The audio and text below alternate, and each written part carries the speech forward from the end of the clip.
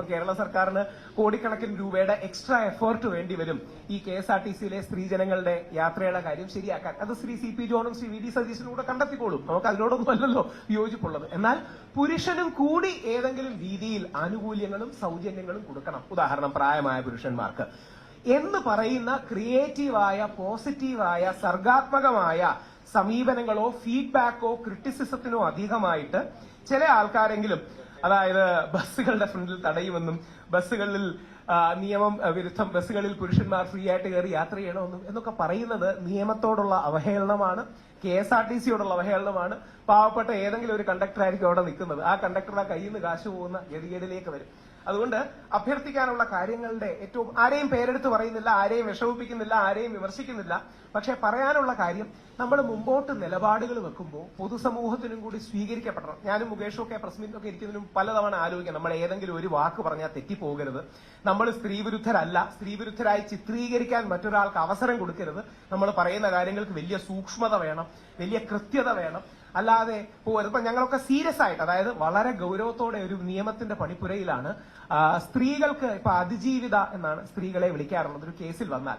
അതേപോലെ പുരുഷനെ ആരോപിതൻ എന്ന് മാത്രമേ വിളിക്കാവൂ. പുരുഷന്റെ ഐഡന്റിറ്റിയും പേരും പറയാൻ പാടില്ല. റീസണബിൾ ആയ ഒരു നിലപാടാണ് ബഹുമാനപ്പെട്ട കേരള ഹൈക്കോടതിയുടെ ഡിവിഷൻ ബെഞ്ച് ഹേമ കമ്മിറ്റിയിൽ പറഞ്ഞ ഒരു ഉത്തരവ് ഇങ്ങനെയാണ്. അതായത് ഹേമ കമ്മിറ്റിയുടെ കോണ്ടെക്സ്റ്റിൽ ഹൈക്കോടതി പറഞ്ഞു, പുരുഷന്മാരുടെ പേരും വെളിവിടാൻ പാടില്ല, അവർക്കും സ്വകാര്യതയുണ്ട്.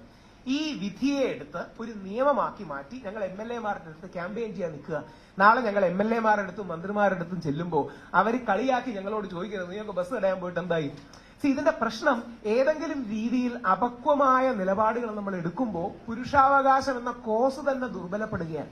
അപ്പൊ അതുകൊണ്ട് വളരെ താഴ്മയോടെ അഭ്യർത്ഥിക്കാനുള്ളത്, പ്രത്യേകിച്ച് നല്ല വൈബ്രന്റ് ആയ ഒരുപാട് പുരുഷാവകാശ പ്രവർത്തകരുണ്ട്, അവരോട് പറയാനുള്ളത്, ഞങ്ങളടക്കം ആരുടെയും, മിഷൻ മെൻസ് കമ്മീഷനെ അടക്കം ആരുടെയും പിന്തുണ ബസ് തടയലിനില്ല.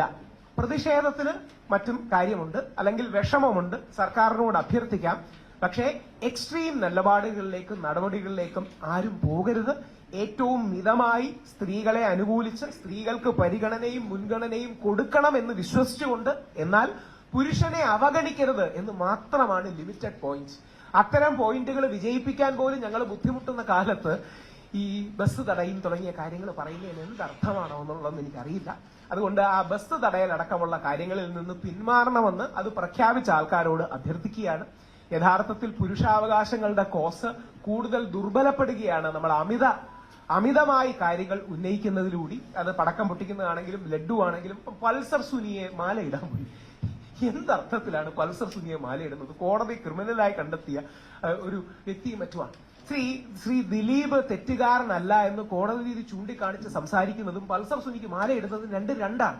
അപ്പം നാളെ പലപ്പോഴും നമ്മൾ റീസണബിൾ ആയ ഒരു കാര്യം മുമ്പോട്ട് വെക്കുമ്പോൾ പോലും, യുക്തിസഹമായ, സ്ത്രീകൾക്കും പുരുഷന്മാർക്കും ഒരേപോലെ സ്വീകാര്യമായ കാര്യം മുമ്പോട്ട് വെക്കുമ്പോൾ പോലും അത്തരം വാദങ്ങൾ ദുർബലപ്പെടാനേ ഈ അമിത പ്രതികരണങ്ങളും അതിശയോക്തി കലർന്ന പ്രതികരണങ്ങളും നമ്മളെ കാര്യമാക്കുകയുള്ളൂ എന്ന് പറയാൻ ആഗ്രഹിക്കുന്നു. ആ വിഷയം ഞങ്ങളുടെ അടക്കം ആരുടെയും പിന്തുണ അത്തരം എക്സ്ട്രീം റിയാക്ഷൻസിനില്ല എന്നും, നാളെ പുരുഷനും കൂടി ഏതെങ്കിലും സൗജന്യം വേണം, ചില പ്രായത്തിലുള്ള ആണുങ്ങൾക്കും കൂടി സൗജന്യം വേണം, അവർക്കും കൂടി സർക്കാർ സപ്പോർട്ട് ചെയ്യണം, അത്തരം മിതവാദ കാര്യങ്ങൾ മാത്രമാണ് ശ്രദ്ധിക്കുന്നത്. അതോടൊപ്പം വളരെ പ്രസക്തമായിട്ട് ഞങ്ങളിപ്പോ നേരത്തെ പറഞ്ഞതുപോലെ, പുരുഷനെതിരെ ഒരു ആരോപണം വന്നാൽ ലൈ ഡിറ്റക്ടർ ടെസ്റ്റ് പുരുഷനും സ്ത്രീയും എടുക്കണം തുടങ്ങിയ കാര്യങ്ങളും ഒരു ഡ്രാഫ്റ്റിംഗ് സ്റ്റേജിൽ നിങ്ങൾ നിൽക്കുന്നുണ്ട്. സുപ്രീം കോടതിയുടെ അഡ്വക്കേറ്റ്സിനോടൊക്കെ ചോദിക്കുന്നുണ്ട്. കാര്യം ഈ വ്യാജ പരാതികളടക്കം റേസ് ചെയ്യുമ്പോൾ ഞങ്ങൾ പറയുന്ന കാര്യത്തിന്റെ സീരിയസ്നെസ്സും ഗൗരവവും ചോർത്തിക്കളയാൻ ഇടയാകരുത് എന്ന് അഭ്യർത്ഥിക്കുന്നു.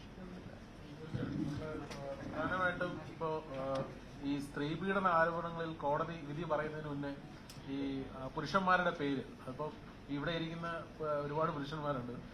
ഒരു എക്സാമ്പിൾ ഞാൻ പറയണം. നിങ്ങൾ ഇവിടെ ഇരിക്കുന്ന ഈ സമയത്ത് 12:05 കൃത്യമായി നോട്ട് ചെയ്ത് വെച്ചോ. ഈ സമയത്ത് ഒരു പെൺകുട്ടി ഇവിടെ, ഈ സമയത്ത് നമുക്കെല്ലാം അറിയാം നിങ്ങൾ ഇവിടെ ഉണ്ടല്ലോ, ഒരു പെൺകുട്ടി നിങ്ങൾക്കെതിരെ ഒരു പരാതി കൊടുത്തിട്ടുണ്ടെങ്കിൽ FIR ആവും, നിങ്ങളെ പോലീസ് അറസ്റ്റ് ചെയ്യും, പിന്നെ വാർത്തയാവും. അത് കഴിഞ്ഞ് നിങ്ങൾ തെളിയിക്കുള്ളൂ, നിങ്ങൾ ഇവിടുത്തെ CCTV വിഷ്വൽസും സാക്ഷിയൊക്കെ വെച്ചിട്ട്. അപ്പം ഇങ്ങനെയുള്ള വ്യാജ പരാതികളെ നേരിടാൻ അല്ലെങ്കിൽ പുരുഷനൊരു സംരക്ഷണം കൊടുക്കാൻ പറ്റുന്ന ഒരൊറ്റ കാര്യമാണ് ഈ ഒരു നിയമം. നമ്മൾ പുതുതായിട്ട് ഡ്രാഫ്റ്റിംഗ് സ്റ്റേജിലാണ്. പുരുഷന്റെ പേര്, ഇപ്പൊ അതിജീവിത എന്ന് പറയുന്ന പോലെ പുരുഷൻ കുറ്റാരോപിതനായിരിക്കുന്ന സമയത്ത് പുരുഷന്റെ പേര് പുറത്ത് കാണിക്കുന്നതാണ്. അനവധി പുരുഷന്മാർ ആത്മഹത്യ ചെയ്തിട്ടുണ്ട്, നമുക്കറിയാം.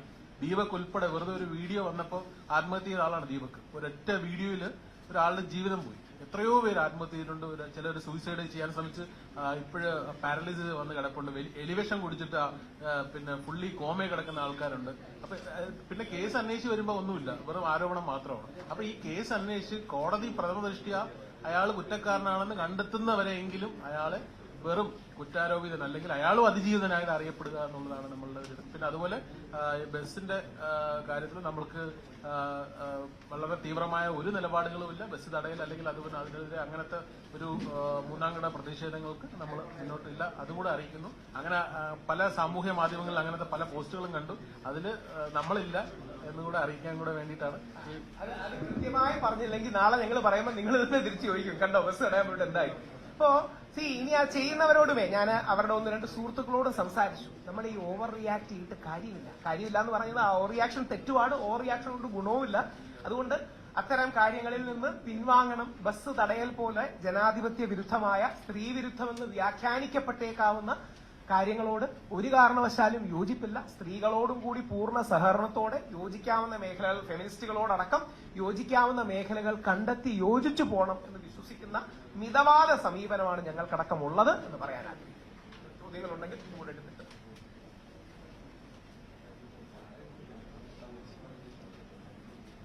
എല്ലാവരും വിചാരിക്കുന്നത് മിഷൻ മെൻസ് കമ്മീഷൻ എന്ന് പറയുന്നത് സ്ത്രീകൾക്കെതിരാണെന്നാണ്. ഒരിക്കലുമല്ല. നമ്മൾക്ക് പുരുഷന്മാരുടെ ഒരുപാട് കംപ്ലൈന്റ്സ് വരാറുണ്ട്, സ്ത്രീകളുടെയും വരാറുണ്ട്. ഇപ്പൊ ഏറ്റവും കൂടുതൽ വിളിക്കുന്നത് സ്ത്രീകളാണ്. ചേട്ടാ ഇങ്ങനെ ഒരു പ്രശ്നമുണ്ട്, നമ്മൾ അവരെയും സപ്പോർട്ട് ചെയ്യാറുണ്ട്. ചേട്ടാ പേരില് ഇങ്ങനെ ഉണ്ടെങ്കിൽ നമ്മൾ എല്ലാ സപ്പോർട്ടും ന്യായമാണെന്ന് തോന്നുന്ന എല്ലാ കാര്യങ്ങളും. ഒരുപാട് വ്യാജ പരാതി, വ്യാജ കേസുകൾ വരുന്നുണ്ട്, അങ്ങോട്ടും ഇങ്ങോട്ടും വരുന്നുണ്ട്. പക്ഷെ കൂടുതലും പുരുഷനെതിരെയാണെന്ന് പറഞ്ഞേ ഉള്ളൂ. അല്ല, ഞങ്ങളുടെ ഈ മിഷൻ മെൻസ് കമ്മീഷനിൽ വർക്ക് ചെയ്യുന്ന 2 പ്രമുഖ ലോയേഴ്സ് അല്ലെങ്കിൽ സപ്പോർട്ട് ഫ്രീ ആയിട്ട് കൊടുക്കുന്ന ലോയേഴ്സ് 2 പേര് സ്ത്രീകളാണ്. അവരുടെ കൂടി കാര്യം എന്താ, ഇത് സമൂഹത്തിൽ ഒരു നീതിയും ഒരു സെൻസ് ഓഫ് ബാലൻസ്, ഒരു സന്തുലനം പലപ്പോഴും വേണമെന്നുള്ളതാണ്.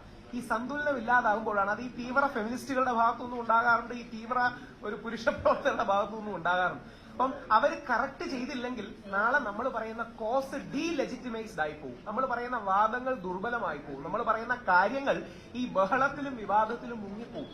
ഇതുകൊണ്ട് ആർക്കും ഗുണമില്ല. വേണമെങ്കിൽ മാധ്യമ ചർച്ചകൾ ഉണ്ടാകാം, ഒരുപക്ഷെ വാർത്തകൾ ഉണ്ടാകാം എന്നതിനപ്പുറം സീരിയസ് ആയിട്ടൊരു പോളിസി മാറ്റമോ നയമാറ്റമോ ഉണ്ടാകും. ഞാനിപ്പം കോൺഗ്രസിൽ 1-2 മന്ത്രിമാരോടും MLA-മാരോടും സംസാരിക്കുന്നുണ്ട്.